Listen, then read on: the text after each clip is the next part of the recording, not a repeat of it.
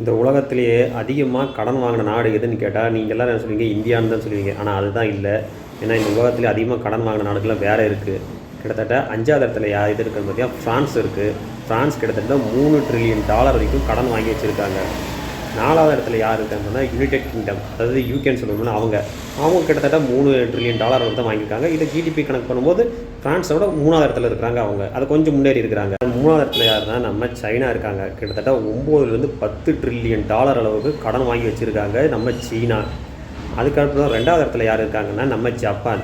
அவங்க 10லேருந்து 11 ட்ரில்லியன் வரைக்கும் கடன் வாங்கி வச்சுருக்காங்க. அதாவது அவங்க நாட்டு ஜனத்தொகைக்கு அது ரொம்ப ரொம்ப அதிகம். சீனா மக்கள் தொகையை விட அவங்க ரொம்ப ரொம்ப குறைவு தான். ஆனால் அவங்க 10லேருந்து 11 ட்ரில்லியன் அளவுக்கு கடன் வாங்கி வச்சுருக்காங்க. மேக்ஸிமம் முதல் இடத்துல யாருக்குன்னா நம்ம ஆள் தான் இருக்காங்க. நம்ம அமெரிக்காரங்க தான். கிட்டத்தட்ட 35 ட்ரில்லியன் அளவுக்கு கடன் வாங்கி வச்சுருக்காங்க. இது கிட்டத்தட்ட அளவுக்கு மீறின பணம். ஏன்னா அவங்க நாட்டோட வேல்யூவுக்கு அதுங்க அதிகமாக இருக்காங்க. அது மட்டும் இல்லாமல் ஜிடிபி கணக்குப்படி போட்டால் அமெரிக்காவை விட ஜப்பான் தான் பார்த்திங்கன்னா அதிகமாக கடன் வாங்கின நாளில் முதல்வர் இருக்கும். காரணம் ஏன்னா இவங்க மக்கள் தொகை கம்மி, அவங்க மக்கள் தொகை அதிகம். அது இந்த கணக்குப்படி பார்த்தா ஜப்பான் தான் ஃபஸ்ட்டு வரும். இருந்தாலும் இது ஆவரேஜாக கணக்கு தான்.